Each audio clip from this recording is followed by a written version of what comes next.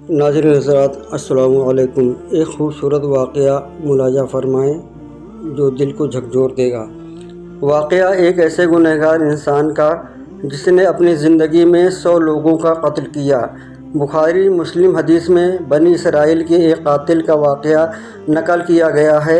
حضور اکرم صلی اللہ علیہ وسلم نے اللہ کے یہاں توبہ کے قبول ہونے کے متعلق صحابہ کرام کے سامنے بنی اسرائیل کے ایک قاتل کا نہایت خوبصورت اور ایمان افروز واقعہ بیان فرمایا کہ بنی اسرائیل میں ایک شخص چوری، ڈکیتی اور قتل میں بہت مشہور تھا۔ وہ بہت معمولی بات پر کسی کو بھی قتل کر دیتا تھا۔ قتل ہوتے ہوتے اس کے ہاتھ سے کم 99 لوگوں کا قتل ہو چکا تھا۔ ایک دن اس کے دل میں یہ احساس پیدا ہوا کہ مجھے بھی ایک دن مر کے اللہ کے پاس جانا ہے۔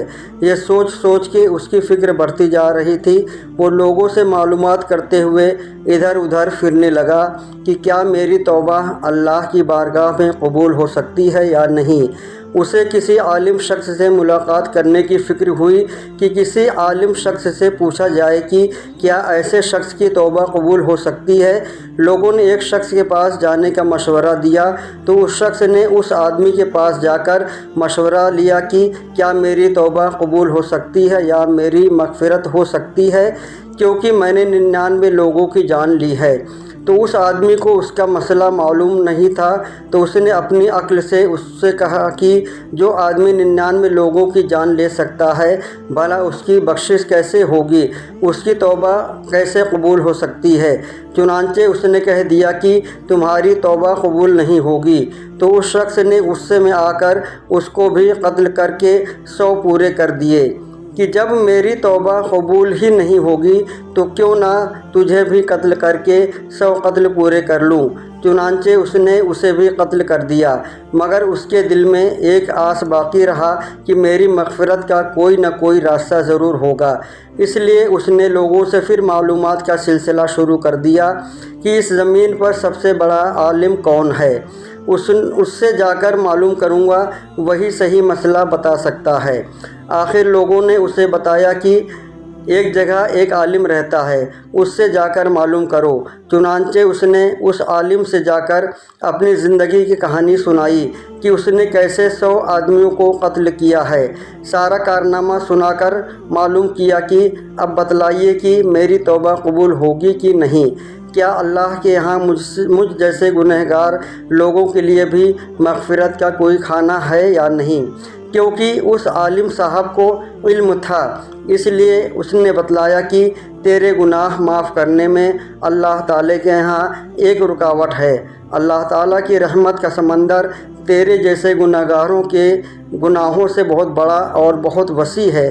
چنانچہ اس عالم صاحب نے مشورہ دیا کہ تم ایک جگہ سفر کر کے جاؤ، وہاں کچھ اللہ کے نیک بندے رہتے ہیں، ان کا کام صرف اللہ کی عبادت ہے۔ ان کے ساتھ مل کر اللہ کی عبادت کرو اور رو رو کر اللہ سے اپنے گناہوں کی معافی مانگو۔ اللہ نے چاہا تو تمہاری مغفرت ہو جائے گی۔ چنانچہ وہ گنہگار آدمی ان نیک لوگوں کی بستی کی طرف چل دیا۔ جب اس شخص نے آدھا راستہ طے کر لیا تھا، اسی وقت ملک الموت آ گئے اور اسی راستے میں اس کی موت ہو گئی۔ اب اس کی روح کو لے جانے کا مسئلہ کھڑا ہو گیا۔ آسمانوں سے رحمت کے فرشتے بھی آئے اور عذاب کے فرشتے بھی۔ رحمت کے فرشتے کہنے لگے کہ اس کی روح لے جانے کا حق صرف ہم کو ہے، وہ اس لیے کہ یہ سچے دل سے توبہ کر کے عبادت کے لیے جا رہا ہے۔ اور عذاب کے فرشتے کہنے لگے کہ اس کی روح لے جانے کا حق صرف ہم کو ہے، کیونکہ اس شخص نے اپنی زندگی میں کبھی کوئی نیک کام نہیں کیا ہے، پوری زندگی گناہوں میں گزارا ہے۔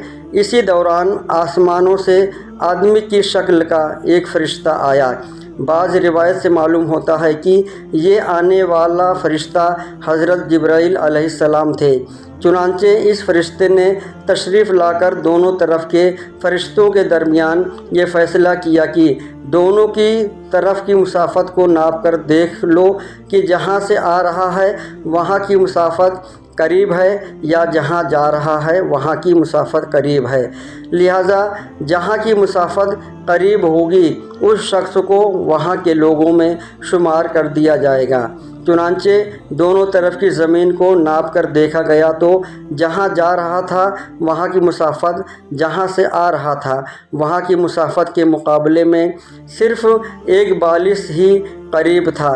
چنانچہ یہ فیصلہ ہوا کہ یہ مقام عبادت کے قریب ہے، اس لیے رحمت کے فرشتوں کا اس کی روح لے جانے کا حق ہے۔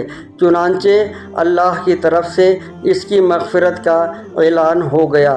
ایک روایت میں آتا ہے کہ جب اس شخص کے پاس ملک الموت آئے تو وہ شخص سینے کے بل زمین کی طرف گھسیٹا گیا تھا۔ دوستوں، اللہ تعالیٰ فرماتا ہے کہ میں اپنے بندے کے ساتھ اس کے گمان کے مطابق ہوتا ہوں اور وہ مجھے جہاں بھی یاد کرے میں اس کے ساتھ ہوں۔ بے شک اللہ تعالیٰ اپنے بندے کی توبہ سے بہت خوش ہوتا ہے۔ اللہ تعالیٰ فرماتا ہے کہ جو شخص ایک بالش میری طرف آتا ہے تو میں ایک ہاتھ اس کی طرف ہو جاتا ہوں، اور جو شخص ایک ہاتھ میری طرف آتا ہے تو میں 2 ہاتھ اس کی طرف ہو جاتا ہوں، اور جو شخص میری طرف چل کر آتا ہے تو میں اس کی طرف دوڑ کے جاتا ہوں۔ چنانچہ اس سے یہ سبق ملتا ہے کہ جب انسان سچے دل سے توبہ کرتا ہے تو اللہ تعالیٰ اس کی توبہ ضرور قبول فرماتا ہے۔ سبق میرے دوستوں، مایوسی گناہ ہے اور شیطان اس کے دل میں مایوسی ڈالتا ہے۔ ہمیں اللہ تعالیٰ کی رحمت سے مایوس نہیں ہونا چاہیے، ہمیں اپنے گناہوں کی توبہ کرنی چاہیے، اللہ تعالیٰ کی رحمت کی امید رکھ کے سچے دل سے توبہ کرنی چاہیے۔ حضرات، ہمارے چینل کو سبسکرائب کر لیجئے، انشاءاللہ ہم آپ کی خدمت میں اچھی ویڈیو پیش کرتے رہیں گے۔ جو ویڈیو آپ کو اچھی لگے اسے اور لوگوں کے پاس بھیج دیا کیجیے اور لائک کمنٹ بھی کر دیا کریں۔ شکریہ۔